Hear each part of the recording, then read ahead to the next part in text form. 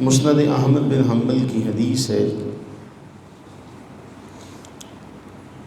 اور باقی تمام محدثین نے اسے مختلف روایات میں مختلف طرق سے اسے نقل کیا۔ مسند احمد بن حنبل میں اور سنن نسائی میں اس کا اختتامیہ یا اس کا جملہ نتیجیہ کلام کے اعتبار سے ہے۔ نبی صلی اللہ علیہ وآلہ وبارک وسلم نے ارشاد فرمایا، جو مسند احمد کے الفاظ ہیں، فرمایا ما من نبی ولا وال، فرمایا کوئی نبی یا حکمران ایسا نہیں ہے۔ آپ نے یہاں نبی کا بھی ذکر فرمایا اور حکمران کا بھی ذکر فرمایا، لیکن جو سنن نسائی کی روایت ہے وہاں صرف حکمران کا ذکر کیا۔ فرمایا ما من وال، کوئی ایسا حاکم نہیں ہے الا ولہ، کہ اللہ تعالیٰ اسے دو قسم کے مشیر عطا نہ کرے۔ ہر حاکم کو اللہ تعالیٰ دو طرح کے مشیر عطا کرتا ہے۔ قرآن فرماتا ہے لا تتخذوا بطانہ، کہ تم اپنے لیے بطانہ نہ بناؤ۔ بطانہ کہتے ہیں ایک خاص قسم کے رازدار کو۔ بطانہ کی تعریف میں آتا ہے کہ وہ کپڑا جو ہمارے جسم کے ساتھ لگا ہو، ہمارے اوپر کے کپڑے کے اندر، تو ایسا رازدار شخص، اسے قرآن کریم نے بطانہ کہا۔ تو قرآن نے فرمایا کہ تم کفار کو اپنا رازدار نہ بناؤ، ویسے دوستی کے تعلقات، ویسے کاروباری تعلقات وہ رکھو، لیکن اپنا قریبی جو بطانہ ہے وہ نہ بناؤ، رازدار نہ بناؤ۔ تو فرمایا کوئی حاکم ایسا نہیں ہے، ہر حاکم کو اللہ تعالیٰ دو طرح کے مشیر عطا فرماتے ہیں۔ اور مسند احمد بن حنبل کی روایت میں نبی کا لفظ بھی ذکر فرمایا کہ ہر نبی کو بھی اللہ دو طرح کے مشیر عطا فرماتے ہیں، لیکن چونکہ نبوت کا جو معاملہ ہے وہ معصوم کے درجے پر ہیں، اس سے تو اللہ تعالیٰ اس قسم کی غلطیوں سے اللہ نے بچا کے رکھا ہوا ہے۔ فرمایا وہ جو دو قسم کے مشیر ہوتے ہیں، ایک اسے نیکی کا حکم دیتا ہے اور دوسرا اسے برائی سے روکتا ہے۔ دونوں قسم کے مشیر اس کے پاس ہوتے ہیں، ایک اسے نیکی کا حکم دینے کے لیے اور دوسرا اسے برائی کی طرف راغب کرنے کے لیے۔ اور نبی صلی اللہ علیہ وسلم نے فرمایا وَبِطَانَةً لَا تَأْلُوهُ خَبَالًا، وہ جو دوسرا ہے نا، اسے بگاڑنے میں کوئی کسر نہیں اٹھا رکھتا۔ اب یہ جملہ نبی علیہ السلام نے ارشاد فرمایا، یعنی اس میں آپ دیکھیں گا کوئی رعایت نہیں ہے کہ وہ جو دوسرا مشیر ہے، فرمایا اس کو برائی پہنچانے میں، اس کو نقصان پہنچانے میں کوئی کسر نہیں اٹھا رکھتا۔ فرمایا لہٰذا جو اس برے مشیر کے شر سے بچ گیا وہ کامیاب ہو گیا، اور ان دونوں مشیروں میں سے جو اس پر غالب آتا ہے وہ اسی کا ہو جاتا ہے۔ یعنی اگر نیکی کا مشورہ دینے والا مشیر اس پر غالب آ گیا تو وہ حاکم یا وہ جو اللہ تعالیٰ نے جسے حکومت عطا کی ہے وہ اسی نیکی کرنے والا جیسا ہو جاتا ہے، اور اگر برائی والا مشیر اس پر غالب آ گیا تو وہ حاکم جو ہے وہ بالکل برائی کرنے والے جیسا ہو جاتا ہے۔ امام غزالی رحمہ اللہ نے یہاں اس کو اور تفصیل سے ذکر کیا۔ امام غزالی فرماتے ہیں ہم میں سے اللہ نے ہر ایک کو دو قسم کے مشیر عطا کیے، ہر شخص کو اللہ نے دو طرح کے مشیر دیے ہیں، ایک اچھا ہے اور ایک برا ہے۔ اب اگر اچھا مشیر غالب آ جائے تو انسان اچھائی کے راستے پر چل پڑتا ہے، اگر برا مشیر غالب آ جائے تو انسان برائی کے راستے پر چل پڑتا ہے۔ امام ترمذی نے پوری ایک اس کے پیچھے ایک حدیث نقل فرمائی، جس حدیث کے بعد یہ جملہ ہے۔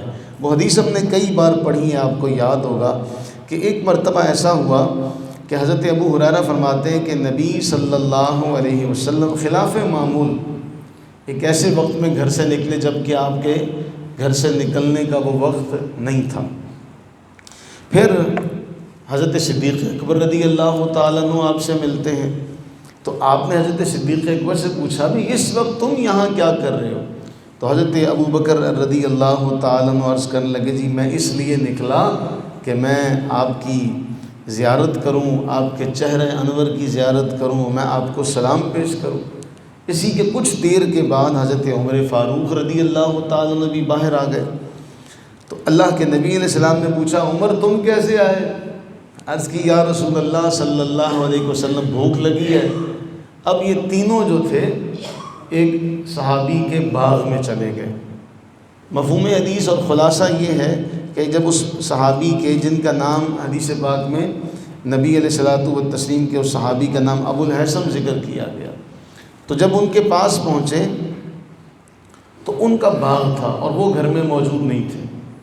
تو نبی علیہ الصلوۃ والتسلیم کے لیے ان کی جو اہلیہ تھی آپ کے صحابیہ کی، ان کی طرف سے پھر کہا گیا کہ چونکہ وہ گھر پہ موجود نہیں ہیں اور پانی لینے کے لیے گئے ہوئے ہیں۔ خیر جب یہ آئے اس باغ میں تو ان کے لیے جو مہمان نوازی کا اہتمام کیا گیا، کچی اور پکی قسم کی کھجوریں، ٹھنڈا پانی انہیں پیش کیا گیا، اور اس کے بعد پھر روایت میں آتا ہے کہ انہوں نے نبی علیہ الصلوۃ والتسلیم کے لیے جانور بھی ایک ذبح کیا۔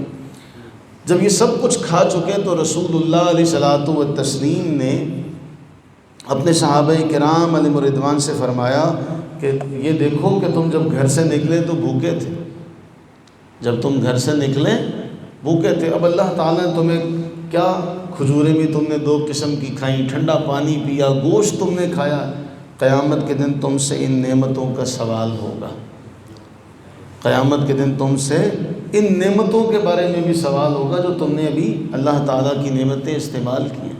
اس کے بعد نبی علیہ الصلوۃ والتسلیم نے ابو الہیثم رضی اللہ تعالیٰ عنہ سے فرمایا کہ تمہارے پاس کوئی غلام نہیں ہے، کوئی نوکر وغیرہ نہیں ہے تمہارے پاس؟ عرض کی جی اے اللہ کے نبی علیہ السلام ہمارے پاس نوکر کوئی نہیں۔ فرمایا اچھا اب جب ہمارے پاس غلام آئیں گے نا، قیدی آئیں گے نا، تو پھر تم ہمارے پاس آنا، پھر ہم تمہیں کوئی قیدی کوئی غلام دے دیں گے۔ پھر ایسا ہوا کہ نبی صلی اللہ علیہ وسلم کے پاس 2 قیدی آئے۔ اب جب دو قیدی آئے تو رسول اللہ علیہ السلام نے ابو الہیثم کو بلا لیا، بلا کے کہا کہ ان دونوں میں سے کوئی پسند کر لو۔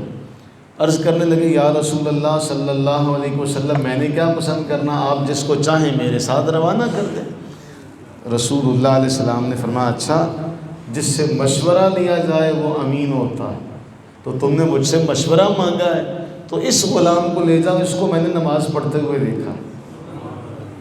یہ اس حدیث میں، اس جملے میں، اس روایت میں بہت سارے سبق ہیں جو چھپے ہوئے ہیں کہ فرمایا اس کو میں نے نماز پڑھتے ہوئے دیکھا ہے لیکن تم اس کے ساتھ اچھا سلوک کرنا۔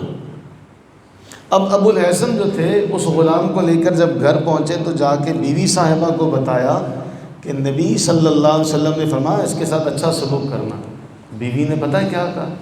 بیوی نے کہا تم نبی صلی اللہ علیہ وسلم کی وصیت کو، حکم کو پورا نہیں کر سکو، اس کے ساتھ اچھا سلوک کیسے کرو گے؟ اچھا سلوک یہی ہے کہ اس کو آزاد کر دو، اچھا سلوک یہی ہے کہ اس کو۔ تو ابو الہیثم کہنے لگے ٹھیک ہے، اور دونوں میاں بیوی نے اس غلام کو آزاد کر دیا۔ نبی صلی اللہ علیہ وسلم کو جب یہ بات پتہ چلتی ہے تب آپ نے یہی بات فرمائی کہ اللہ نے ہر ایک کو 2 وزیر دیے، ایک اچھا وزیر ہے ایک برا وزیر ہے۔ جو اچھا وزیر ہے وہ اسے نیکی کی طرف دعوت دیتا ہے، جو برا وزیر اور مشیر ہے وہ اسے برائی کے راستے پر لے جاتا ہے۔ اب ان میں سے جو انسان پر غالب آ جائے انسان اس جیسا ہو جاتا ہے۔ تو ہم اللہ سے یہ دعا کریں کہ اللہ تعالیٰ اپنی رحمت کا صدقہ، اپنے فضل کا صدقہ ہمیں اچھے مشیر اللہ نے جو عطا فرمائے ہیں، عطا تو فرمائیں، اب ہمیں نہیں پہچان ایک الگ معاملہ، اللہ ہمیں ان اچھے مشیروں کی قدر کی توفیق عطا فرمائے۔ اللہ تعالی ہمیں ان اچھے مشیروں جیسا ہونا نصیب فرمائے، کیونکہ فرمایا جو برے ساتھی سے بچا لیا گیا وہ بڑی آفت سے بچایا گیا۔ یہ جو جملہ ہے نا، اس جملے پر غور کیجیے گا۔ حضور علیہ السلام فرما رہے ہیں جو برے مشیر سے بچ گیا وہ بڑی آفت سے بچ گیا۔ ہمارے ساتھ اس قسم کے مشیر ہوتے ہیں۔ اللہ تعالی ہمیں اچھے دوست عطا فرمائے، ان دوستوں کو ہم پر غلبہ عطا فرمائے کہ وہ ہمیں نیکی کی طرف دعوت دیں اور ہم ان کے جیسے ہو جائیں۔ اللہ ہمیں برے مشیر سے بچائے، وہ اللہ تعالی ہمیں برے مشیر کی صحبت سے بھی بچائے۔ وہ یاد ہے شیخ سعدی رحمہ اللہ کی وہ حکایت، ہم نے وہ کئی بار پڑھی ہوئی ہے کہ بادشاہ کے پاس ایک قیدی لایا گیا، تو قیدی جو تھا اسے بادشاہ نے حکم دیا سزائے موت کا اس کے لیے، تو قیدی نے بادشاہ کو گالیاں دینا شروع کر دی۔ تو بادشاہ نے اپنے وزراء سے پوچھا یہ کیا کہتا ہے؟ تو اس میں ایک دانا وزیر بھی تھا، وہ اچھا مشیر، وہ عرض کرتا ہے ہم ہی گوید والکاظمین الغیظ والعافین عن الناس. بادشاہ سلامت یہ پتہ یہ کہتا ہے اے غصے کو پینے والے، اے لوگوں کو معاف کرنے والے. فرمایا اچھا یہ میری تعریفیں کر رہا ہے، چلو اس کو آزاد کر دیتے ہیں.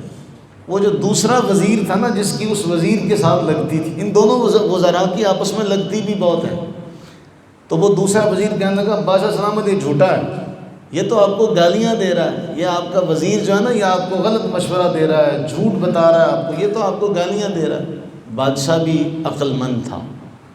بادشاہ نے کہا وہ سچ جس سے فتنے کی آگ بھڑکے اس سے وہ جھوٹ بہتر ہے جو فتنے کی آگ کو ٹھنڈا کر دے.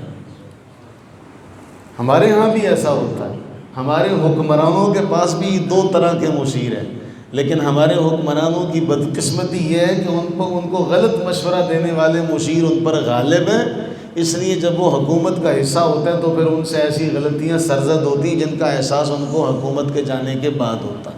لیکن ہر ایک جب حکومت کا حصہ بنتا ہے وہی غلطی کرتا ہے جو اس کے پچھلے کرتے ہیں. اللہ تعالی ہمیں محفوظ و مامون فرمائے اور ہم پر اپنی رحمت برکت نازل فرمائے. آمین ثم آمین.